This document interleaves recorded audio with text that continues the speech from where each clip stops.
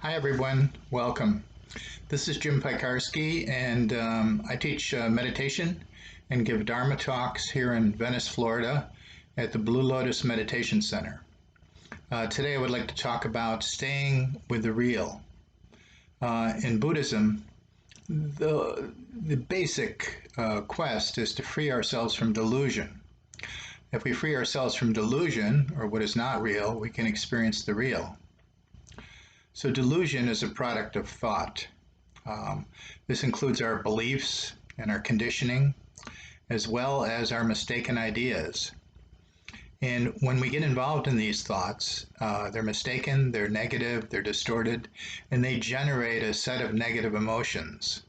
These negative emotions are not natural, they're self-created, and they're problematic. So most of us attend to the world of thought all day long, and we are involved in the real, we attend to the real, but we don't notice it. We're just so absorbed in the drama of our thought process. So our thoughts are our imagination, our memories, our beliefs about things, everything but immediate experience. In a sense, you could say that thought is clickbait. Um, uh, Clickbait in the sense that when a thought comes up, it pulls us in. Just like if you're on the internet and an advertisement comes up, they try to get you to click on it and take you away from maybe something you're actually interested in. So thinking is a tool, and that tool has taken over our lives. It's taken over our lives because it has become, we get so enamored with it, that's all we're looking at as the dramas within our thoughts. So we live in a fantasy world of thoughts and thought-created feelings, and a story basically with the star of me. And we were conditioned to do this. We can't really help it. This is how we're born into this world, but we do need to find our way out of it if we're going to continue to suffer. So meditation trains us to look at what is real. When we're meditating, we're training our minds to move away from our thoughts to something that is actually happening, like our breath, our sensations, something more factual. So these things are actually happening within our experience, whereas in our thoughts, it just can be total illusion. We repeat this action over and over and over again. And we have to repeat it over and over again while we're meditating because we really have to train our minds. We're so deeply involved in the habit of being enamored with thoughts that we have to practice paying attention to something else and pulling ourselves out of thought and paying attention to the now. And this becomes very important because thought is the source of our problems. I mean, real problems occasionally present themselves to us, like the water line breaks or car breaks down or dinner needs to be made or something like that. But these problems are, something we just respond to and we take care of. Problems that are created by thought can be ongoing problems that last for years. And we're always trying to solve them.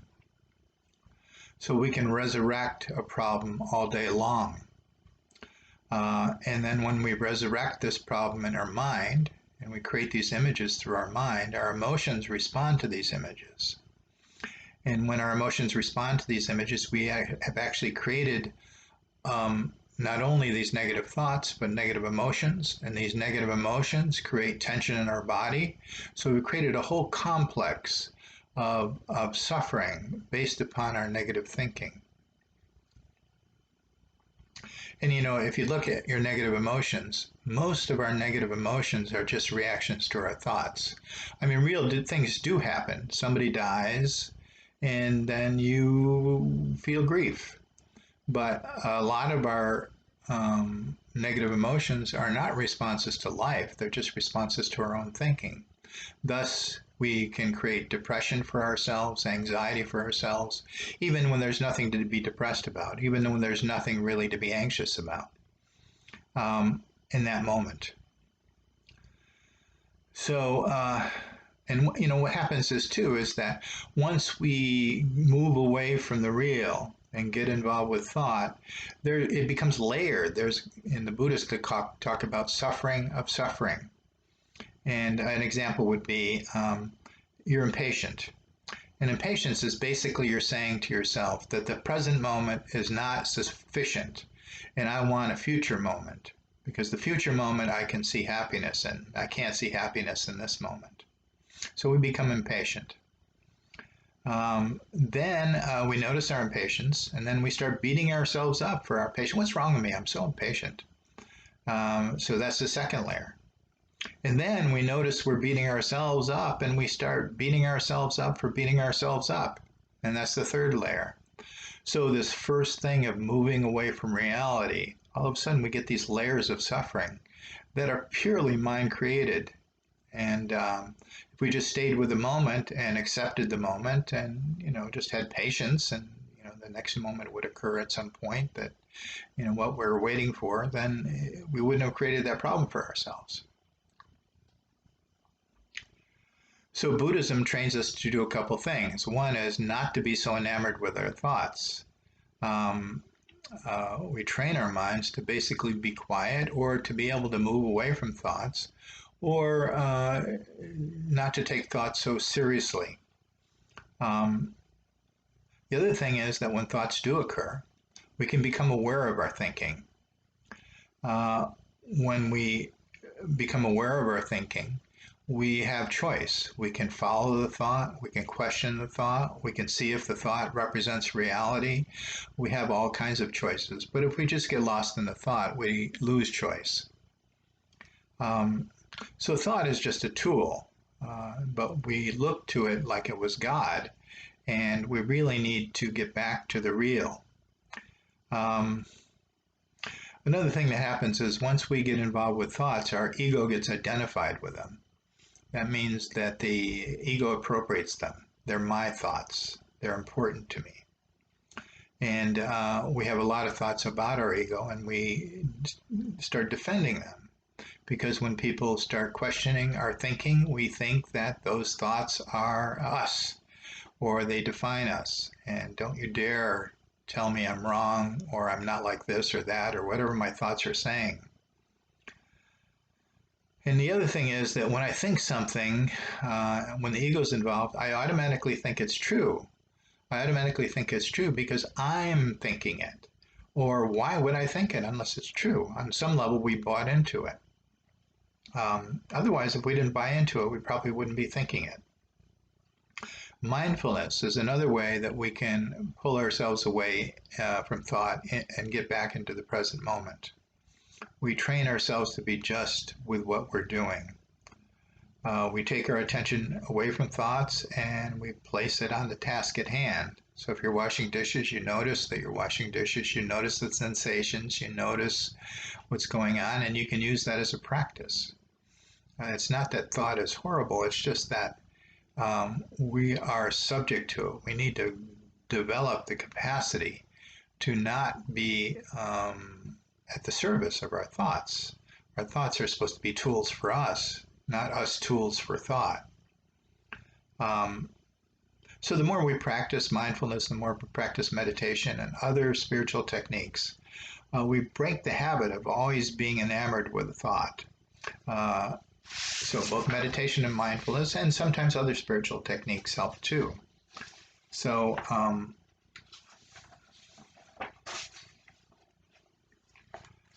the other thing about thought is that a lot of times when we're involved in thought, we're not in the present. And only in the present is there reality. We're focused on the past or the future. So we have a lot of memories and thoughts and regrets and things like that. And then we have a lot of plans and fantasies about the future. So the past is a memory and the future is a supposition, a fantasy. The only thing that's real is the ever-changing now. So if we're going to be in touch with reality, we have to be attentive to the ever-changing now. I mean, the ever-changing now is always there. It's just we're not attentive to it. The other thing is that we need to train ourselves to look at direct experience to verify our thoughts. The thing about thoughts is that they can be very far from reality, or they can be very descriptive of reality. So when we have a thought, we can verify it, and verify it by looking. Hey, what's really going on here? Oh yeah, I guess that's true, or it is not. We have to verify all our thoughts. We can't just say they're logically true, because sometimes logic doesn't follow experience. The other thing about thought is that thought is static and life is a dynamic flow. In a sense, you could say thought is like a still picture and of a video. So if you see a still picture of a movie, you get a little sense of what the movie's about, but it doesn't show you much about the movie. You don't really know what the plot is. You don't have any of the feelings that the movie is going to evoke in you. You have very little. And the other thing about the picture is that the picture's static. And that's the thing about thought. Thought is static. It's not like experience. Experience is constantly moving.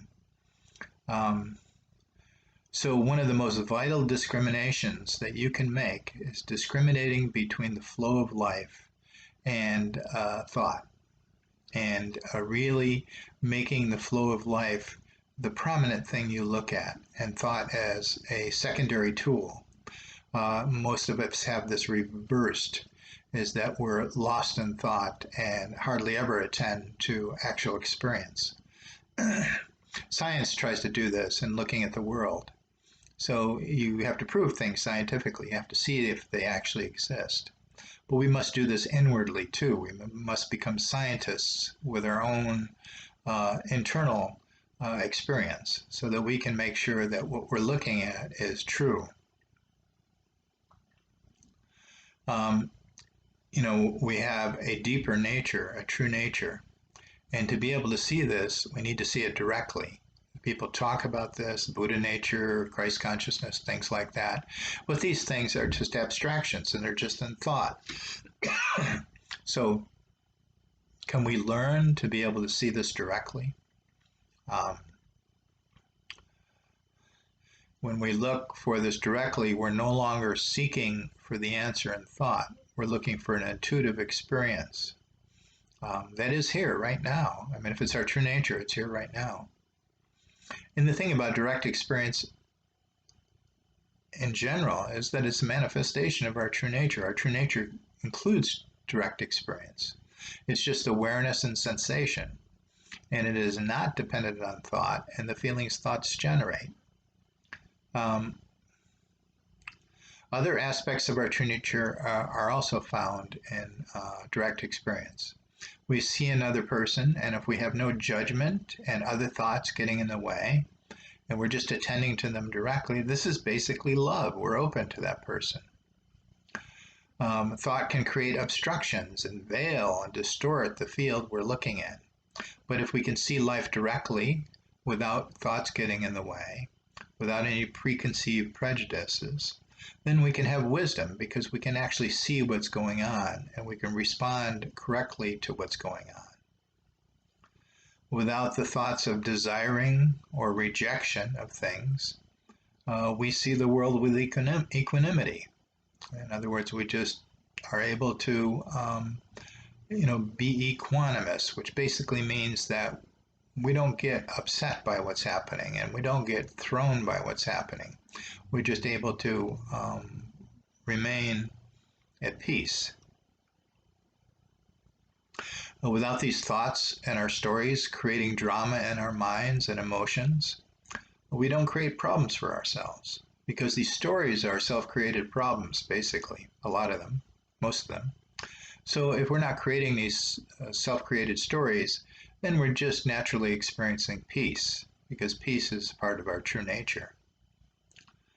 The other thing about thought is that when we get involved in thought, what we do is we project a subject-object duality on experience.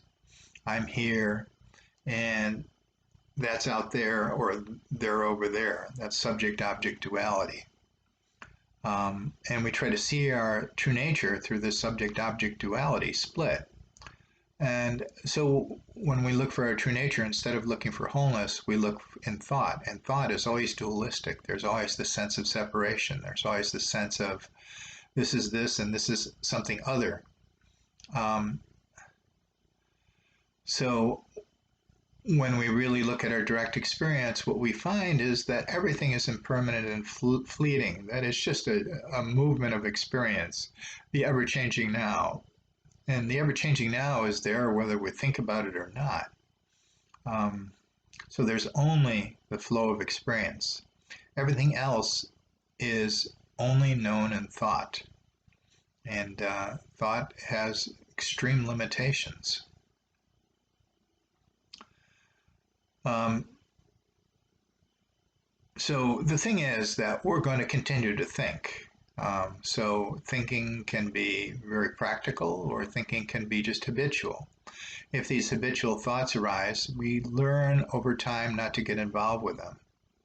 We learn by practice, like meditation and things, but we also learn through teaching. We learn to be able to see what the nature of thought is, and by seeing it, we're less prone to it because we're less likely to just believe in it or give ourselves over to thinking. And then when that happens, we're more capable of just using our minds for necessary thinking and for practical thinking. In a way, you could say this is like the mirror and the reflections. The mirror is awareness. The reflections are all the thoughts and feelings triggered by thoughts, and most people live in the reflections. Um, and think about this. Bring up an image of yourself. Even when we try to define ourselves, we take an image, a thought, and then we think that thought is us. And that thought has all the qualities of thinking. It is dualistic, it is static, it has all these limited qualities. We are beyond thought. Whatever we are is an amazing experiential reality that's ever changing. It's kind of like a verb, just experiencing rather than a thing. All things come and go, but our true nature is always here. It's like awareness. Awareness is always knowing what's being experienced, but it isn't necessarily putting it in thought. As soon as we put something in thought, we create a static entity.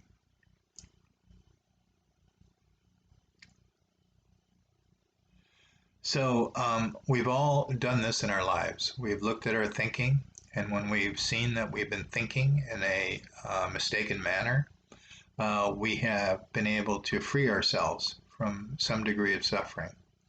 So we can take this to the deepest levels.